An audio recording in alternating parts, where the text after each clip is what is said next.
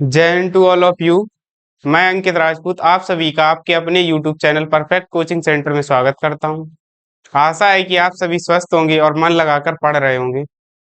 जैसा कि आप सभी जानते हैं कि हम रोजाना की बात इस क्लास में कक्षा 12 की फिजिक्स पढ़ रहे हैं। इसमें हमने कल तक की क्लास में आपको तीसरे चैप्टर वैद्युत विभव में इलेक्ट्रॉन की गतिज ऊर्जा तक पढ़ा दिया था। उसके बाद हमने एक इलेक्ट्रॉन वोल्ट की परिभाषा भी बता दी थी आपको। आज की क्लास में उससे आगे के टॉपिक हम देखेंगे और आज की क्लास में हम सबसे पहला टॉपिक इलेक्ट्रॉन का गमन पथ देखेंगे। तो आइए देर ना करते हुए चलते हैं अपनी क्लास की ओर। और पहला टॉपिक हमारी स्क्रीन पर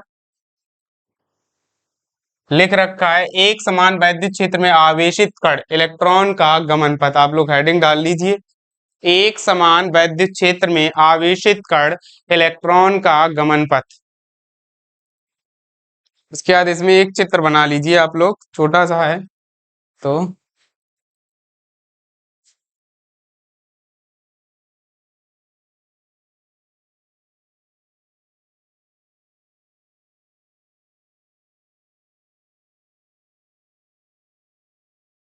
थोड़ा इधर बढ़ा के बना। मान लेते हैं ऊपर से नीचे की तरफ ऐसा वैद्युत क्षेत्र हमें दे रखा है।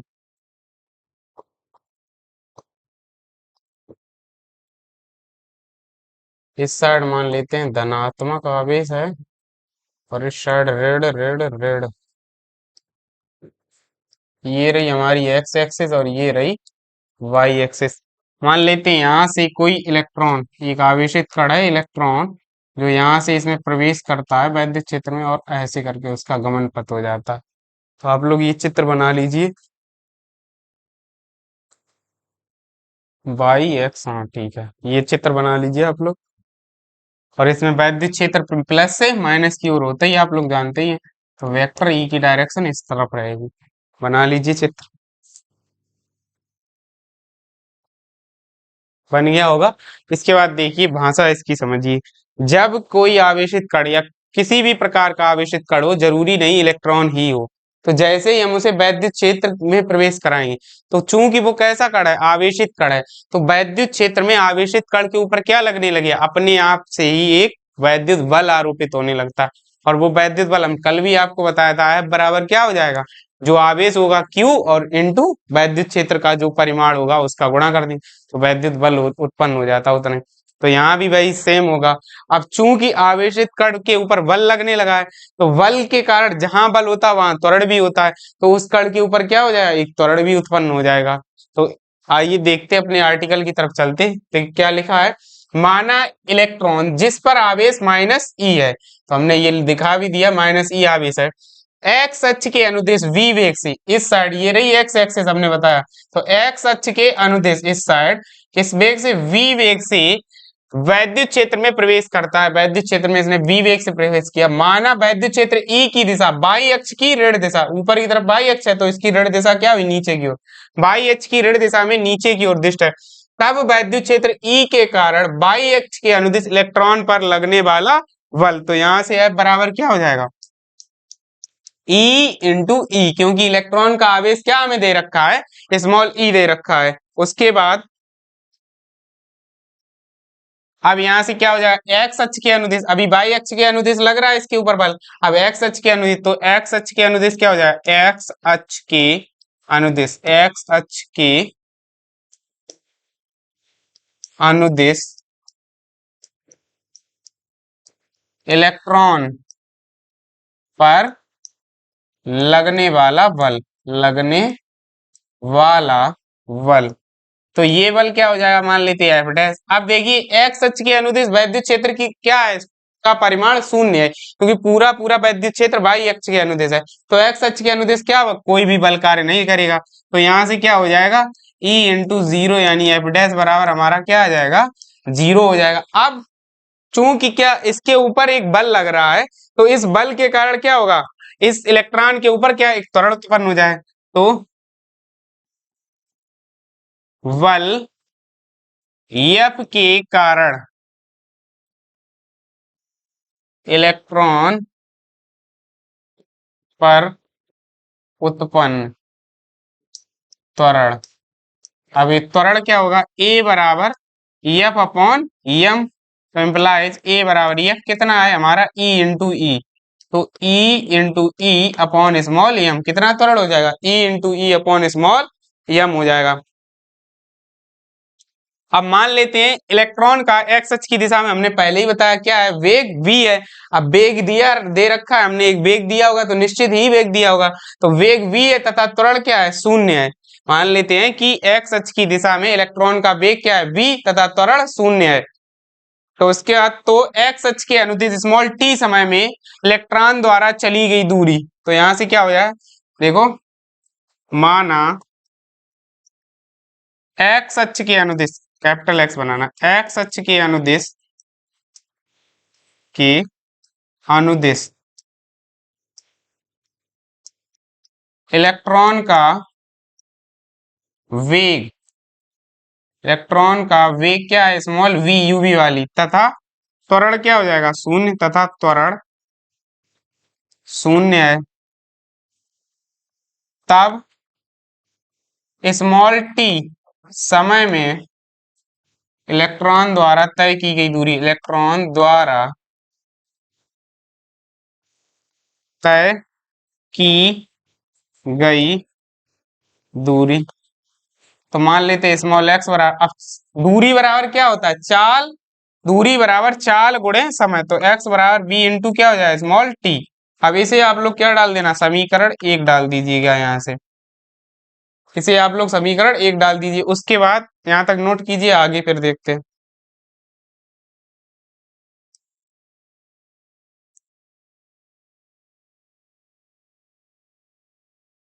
उम्मीद है आप लोगों ने नोट कर लिया होगा। अब यहाँ पर चूंकि बाई अक्ष की दिशा में प्रारंभिक वेग क्या है, शून्य, बाई अक्ष की दिशा में वेग तो लग नहीं रहा, लेकिन लगातार इलेक्ट्रॉन पर क्या हो रहा है, त्वरण उत्पन्न हो रहा है।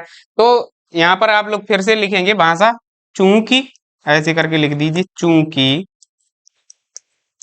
वाई अक्ष के, वाई अक्ष की दिशा में इलेक्ट्रॉन का वेग, दिशा में इलेक्ट्रॉन का वेग क्या है हमारा, शून्य है, इलेक्ट्रॉन का वेग शून्य है।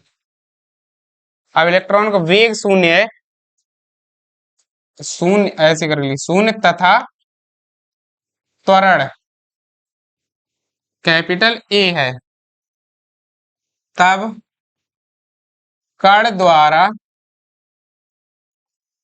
तब कण द्वारा तय की गई दूरी, तय की गई दूरी, तो यहां से क्या हो जाएगा, दूरी जो होगी एस बराबर U T plus half a t square से, किससे हो जाएगी, एस बराबर U T plus half a t square से। यहां तक आप लोग नोट कीजिए, फिर हम मान रख रहे हैं। तो यहाँ पर हम, आप लोग ये स्क्रीनशॉट ले लीजिए, हम ये इरेज कर रहे हैं, तो यहाँ पर ही अब लिखे दे रहे हैं हम। तो देखो क्या हो जाएगा यहाँ पर, एस, एस की जगह पे क्या हो जाएगा, बाई एक्स के अनुदिश चल रहे तो बाई मान लेते दूरी, वाई बराबर, अब इधर प्रारंभिक वेग हमारा क्या है, शून्य, तो शून्य into small T plus 1/2 plus 1/2।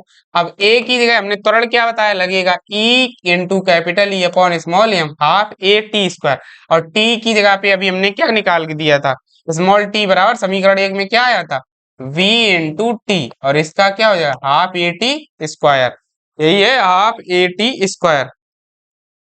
वो यहां से, सॉरी, स्मॉल टी की जगह पे हो जाएगा एक्स अपॉन बी, बस गलत लिख दिया हमने यहाँ पर, एक्स अपॉन बी, यहां से समीकरण एक से देखो स्मॉल टी बराबर एक्स अपॉन बी, और इसका क्या हो जाएगा, होल स्क्वायर।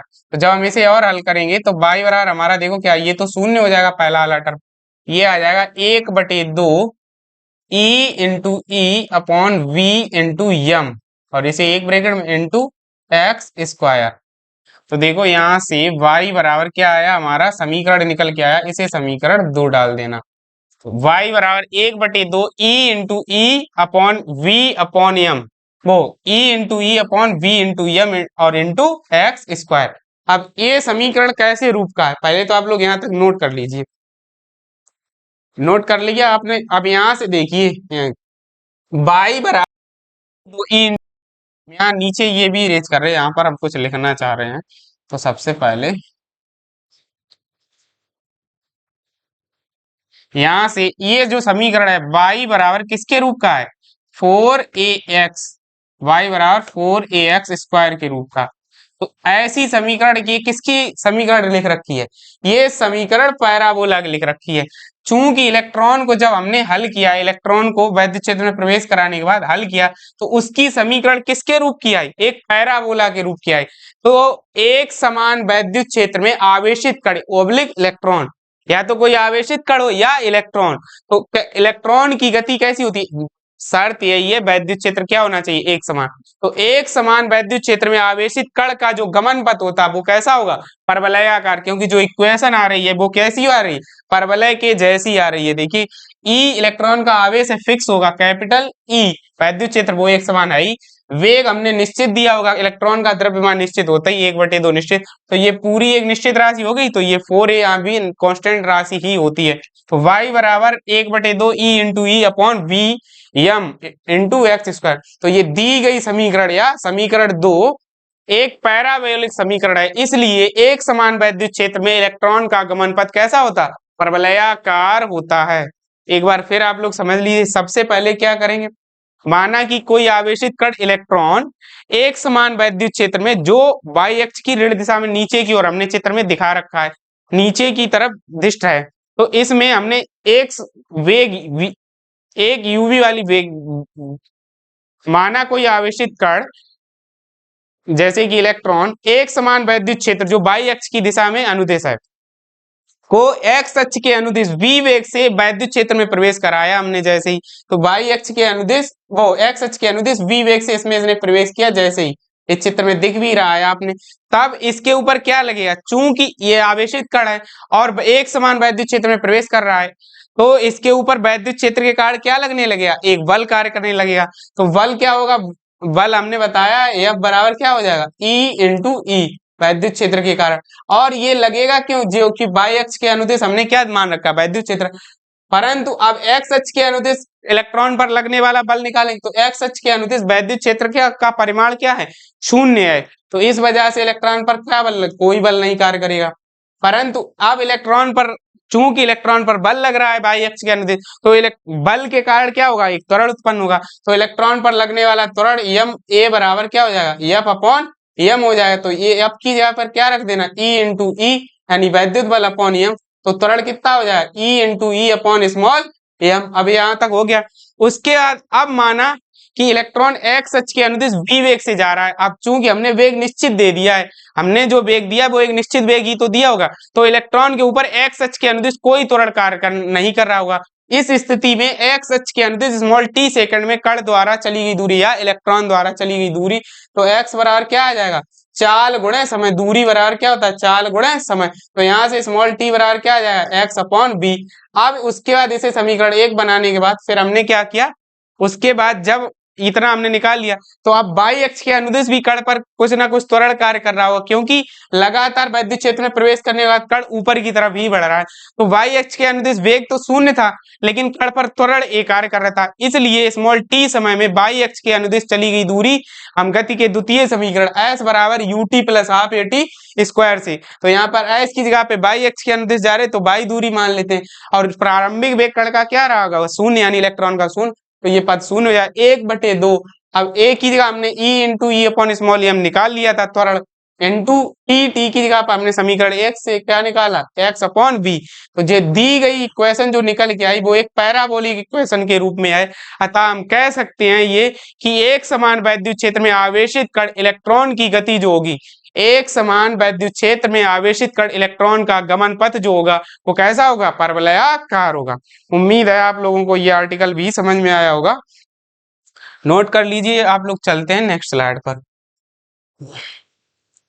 अगला टॉपिक है हमारा वैद्युत स्थितिज ऊर्जा, मोस्ट इंपॉर्टेंट टॉपिक है आप लोगों का। इसके ऊपर बेस्ड सवाल तो आता ही आता है, सवाल नहीं आएगा तो आर्टिकल पूछ लिया जाता है। बोर्ड एग्जाम में बहुत ही अच्छा टॉपिक है, या इससे रिलेटेड कुछ ना कुछ आएगा या यही स्वयं पूछ लिया जाएगा। ये यहाँ भी काम आता है। फिर सेकंड पार्ट में हम एक चैप्टर भी आप लोगों को पढ़ाएंगे चल के, परमाणु ऊर्जा, तो वहां भी इसका उपयोग होता है, इसलिए इसे ध्यान से पढ़ना आप लोग।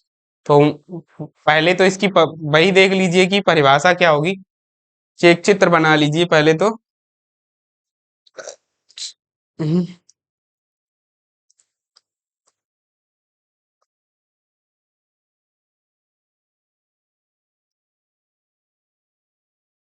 मान लेते ये ए रहा और ये बी रहा, दोनों के बीच की दूरी क्या रही, स्मॉल आर रही दूरी। इस पर Q1 आवेश रखा है, इसके ऊपर Q2 आवेश रखा है। इनके ऊपर बल जो लग रहा है वो इस साइड लग रहा है, दोनों के ऊपर F, या इस साइड हम दिखाई दे रहे हैं नीचे की तरफ F लग रहा है, dot dot dot infinite.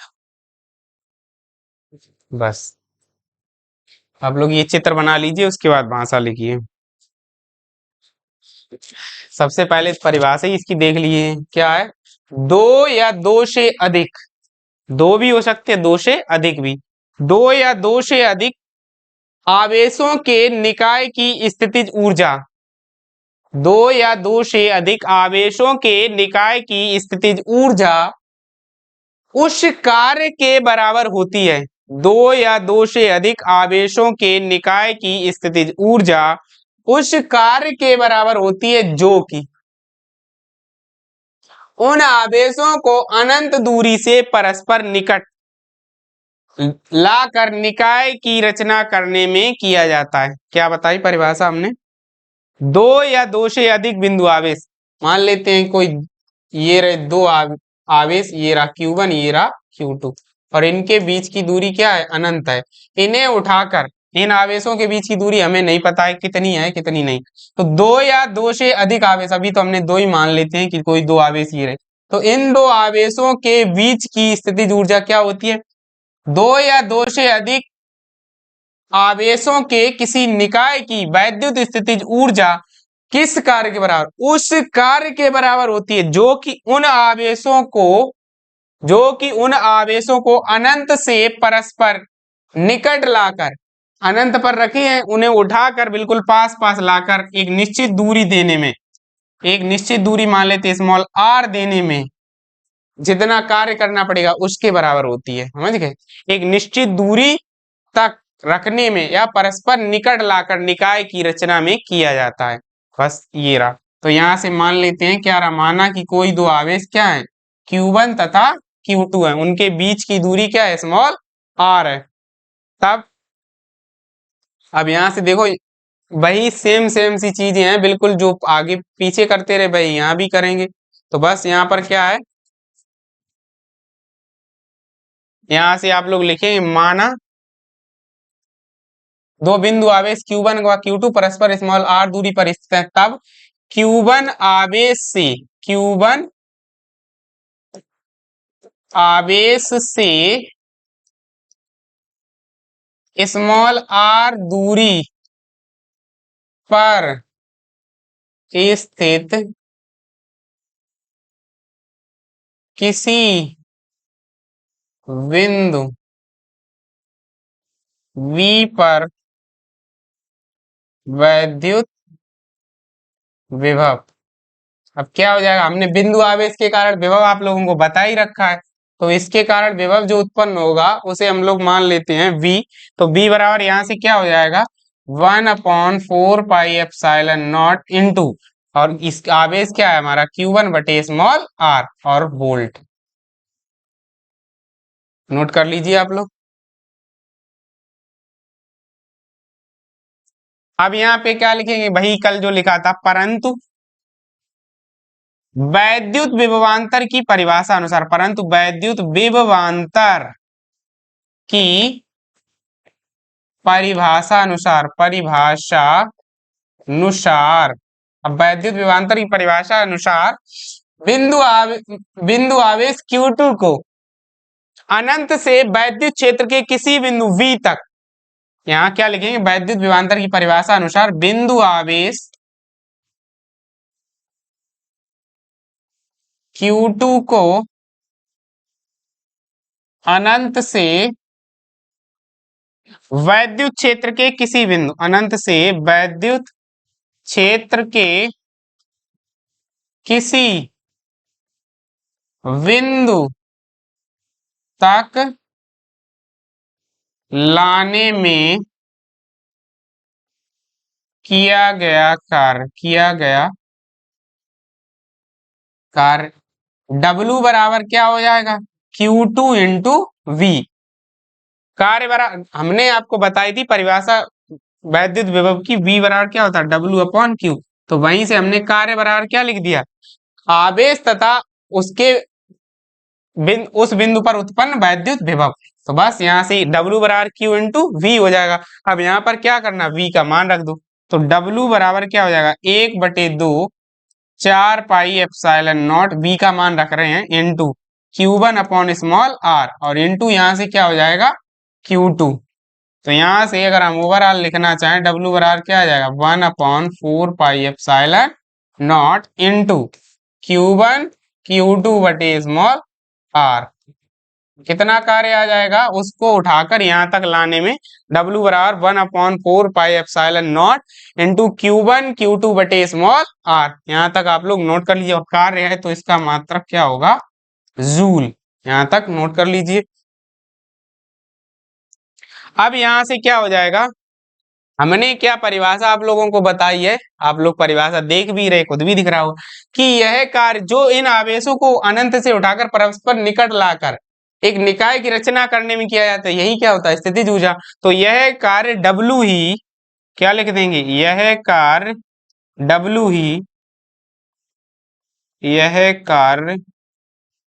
W ही निकाय में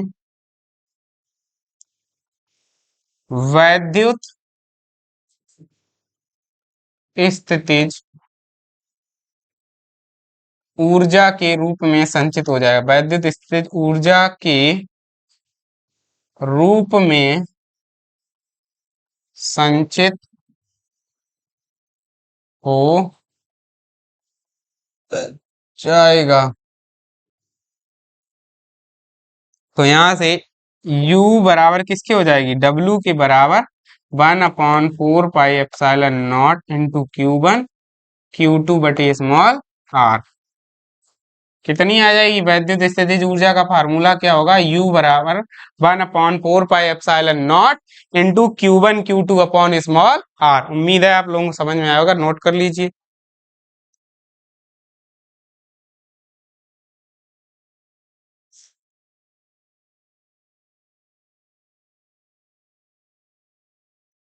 नोट कर लिया होगा आपने। अब एक बार फिर से समझ लीजिए। सबसे पहले हमने आप लोगों को क्या बताया, परिभाषा। तो परिभाषा सिंपल सी है, दो या दो से अधिक आवेशों के निकाय की स्थितिज ऊर्जा उस कार्य के बराबर होती है जो उन आवेशों को अनंत से उठाकर परस्पर निकट लाकर निकाय की रचना करने में किया जाता है। ये सबको समझ आ गया। अब क्या है, मान लेते हैं, माना कोई दो आवेश Q1 व Q2 हैं जिनके मध्य की दूरी स्मॉल r है। तब आवेश Q1 के कारण बिंदु B पर उत्पन्न वैद्युत विभव क्या हो जाएगा, V बराबर 1/4 pi epsilon not into Q1 upon small r। परंतु वैद्युत विभवांतर की परिभाषा क्या कहती है, परंतु वैद्युत विभवांतर की परिभाषा के अनुसार अनंत पर स्थित बिंदु आवेश Q2 को उठाकर वैद्युत क्षेत्र के किसी बिंदु तक लाने में किया गया कार्य V बराबर क्या हो जाएगा, वो लाने में किया गया कार्य W बराबर Q2 इंटू V, उस बिंदु पर जो विभव उत्पन्न होगा। अब V का मान हमने कितना बताया उस बिंदु पर, 1/4 pi epsilon not Q upon small r रख देंगे। तो W बराबर हमें क्या प्राप्त हुआ, W बराबर 1/4 pi epsilon not Q1 Q2 upon small r volt, वो जूल में। और हमने फिर परिभाषा तो आप लोगों को बता ही रखी, यह कार्य W ही उस निकाय में वैद्युत स्थितिज ऊर्जा के रूप में संचित हो जाएगा। अतः निकाय की वैद्युत स्थितिज ऊर्जा U बराबर W बराबर 1/4 pi epsilon not Q1 Q2 upon small r joule. ये किसमें आएगी, जूल में। अब यदि किसी भी निकाय की स्थितिज ऊर्जा कैसी आ रही है, धनात्मक। अब यदि किसी भी निकाय की स्थितिज ऊर्जा कैसी आ रही है, धनात्मक, तो आप लोग ये बात समझ लीजिएगा, स्थितिज ऊर्जा धनात्मक कब आ सकती है, जब Q1 भी कैसा होना चाहिए, पॉजिटिव, और Q2 भी हमारा कैसा होना चाहिए, पॉजिटिव, या Q1 भी हमारा कैसा होना चाहिए, निगेटिव, और Q2 भी हमारा कैसा होना चाहिए, निगेटिव। इन्हीं दो कंडीशन में क्या होगी हमारी वैद्युत स्थितिज ऊर्जा, जब Q1 Q2 दोनों धनात्मक हो गए तब भी धनात्मक आएगी, जब Q1 Q2 दोनों ऋणात्मक हो गए तब भी माइनस माइनस प्लस हो जाएगा।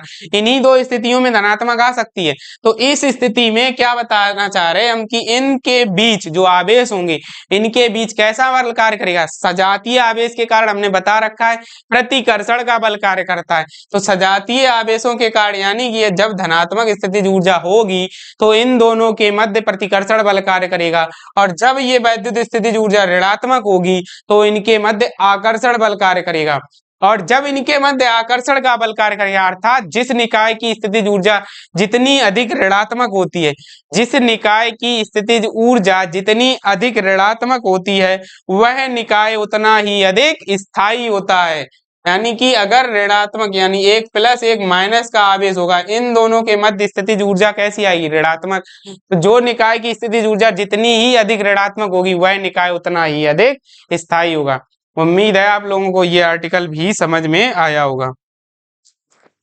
तो आप लोग नोट कर लिए ही होगा। आइए चलते हैं अगला, इसी में एक छोटा सा टॉपिक है, क्या लिख लेंगे। अब अभी दो आवेश थे जैसे हमने वहां विभव पढ़ाया था, वैसे ही आवेशों के समुदाय कार्य या दो से अधिक आवेशों के कारण उत्पन्न स्थितिज ऊर्जा, इसके ऊपर सवाल भी आता है तो वो हम बता दे रहे हैं आपको।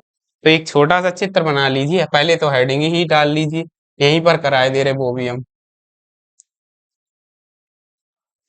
हेडिंग डाल लेना, दो से अधिक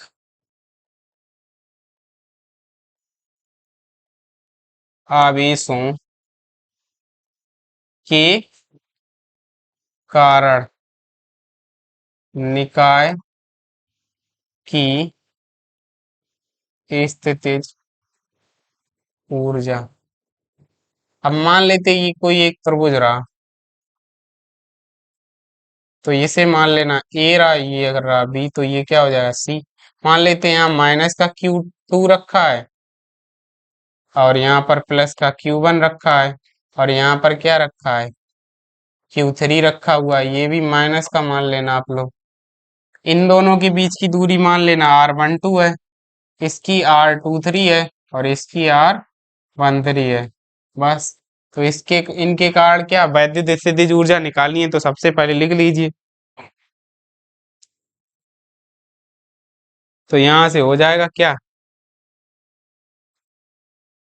लिख लेना आप लोग, अतः निकाय की स्थितिज ऊर्जा। क्या ऐसे पहले मान लेना, माना कि कोई एक त्रिभुज ए बी सी है जिसके बिंदुओं ए बी तथा सी पर, पहले वहां से आप लोग मान ही देते हैं पर आप लोग गलत ना करते हैं। तो ये मान लेना, माना कोई त्रिभुज ए बी सी है जिसके कोनों ए बी तथा सी पर क्रमशः Q1, Q2 तथा Q3 आवेश स्थित है, Q3 आवेश स्थित हैं, जिनके बीच की दूरियां, जिनके बीच की दूरी क्रमशः R12, R23, R13 है। तब निकाय की स्थितिज ऊर्जा, तब निकाय की स्थितिज ऊर्जा, स्थितिज ऊर्जा, इसके ऊपर सवाल आ जाता है। ऐसे वाले सवाल बहुत सारे हैं, अभी हम आप लोग लगवाएंगे तब देखना आप लोग। U बराबर क्या हो जाएगा, पहले ए बी के बीच मान लेते हैं, तो यहाँ से u a v plus u v c plus u a c, u a c. बस इम्प्लाइज यू बराबर, देखो यहाँ से क्या आ जाएगा, ए बी के बीच 1/4 पाई एप्सिलॉन नॉट इनटू, अब ए बी के बीच क्या हो जाएगा Q1 और माइनस का Q2 है तो यहाँ माइनस लगा लेना, Q2/R12 हो जाएगा। और फिर इसके कारण भी माइनस आएगा, BC वाले के कारण, तो इसमें भी माइनस पहले ही लगा देना, 1/4 pi epsilon not into Q2 into Q3, तो ये माइनस माइनस प्लस हो जाएगा यहाँ पर बटे R23। अब यहाँ पर ये हम इरेज करे दे रहे लिखने की वजह से, और फिर इसके इसके बीच तो यहाँ पे भी माइनस आ जाएगा 1/4 pi epsilon not into Q1 into Q3 upon R13। तो ओवरऑल इनसे 1/4 पाई एप्सिलॉन नॉट कॉमन मिल जाए, तो 1/4 पाई एप्सिलॉन नॉट कॉमन ले लीजिए। तो यहाँ से क्या आ जाएगा, माइनस का Q1 Q2/R12 plus Q2 Q3 upon क्या आ जाएगा R23। हाँ R23 हो जाएगा यहाँ से, R23 माइनस Q1 और Q3/R13 जूल। ये क्या रही, आवेशों के निकाय की स्थितिज ऊर्जा, ऐसे निकाल सकते हैं। सीधा इसको कॉमन लेंगे, अंदर में क्या हो जाएगा, आवेशों के गुणनफल का बीजगणितीय योगफल बटे उनके बीच की जो दूरियां होंगी उनका अनुपात ले लेंगे और लगातार जोड़ देंगे। क्या आ जाएगी हमारी निकाय की स्थितिज ऊर्जा। ऐसे ही अनेकों आवेश हो सकते हैं, यहाँ 3 लिए हमने, 10 भी हो सकते, 20 भी हो सकते। इसी प्रकार से आप लोग कर देना लगातार क्रमशः, तो बस आ जाएगा यहाँ तक। उम्मीद है आप लोगों को ये भी समझ में आया होगा।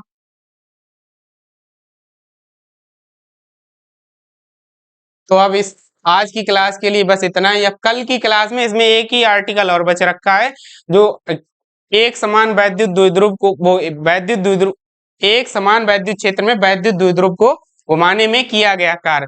उसके बाद समविभव पृष्ठ बचा है, बस यही 2 टॉपिक बचे। समविभव पृष्ठ तो बहुत छोटा ही टॉपिक है, तो बस यही 2 टॉपिक के बाद कल चैप्टर फिनिश कर देंगे। और हो सकता है अगर कल 1-2 न्यूमेरिकल ला पाए तो इस क्लास में लगवाएं, नहीं तो परसों से इस चैप्टर के न्यूमेरिकल से लगवाएंगे। तो उम्मीद है आप लोगों को क्लास पढ़ने में मजा आ रहा होगा, आप लोगों को क्लास समझ में आ रही होगी। आप लोग ऐसे ही प्यार और सपोर्ट बनाए रखिए और अपने दोस्तों के साथ क्लास को शेयर जरूर कीजिए। अगर चैनल पर नए हो तो चैनल को सब्सक्राइब कीजिए और ऐसे ही हमारे साथ लगातार पढ़ते रहिए और नोट्स बनाते रहिए। उम्मीद है कि आप लोग मन लगाकर पढ़ रहे होंगे। बस आज की क्लास के लिए इतना ही, मिलते हैं नेक्स्ट क्लास में, तब तक के लिए जय हिंद।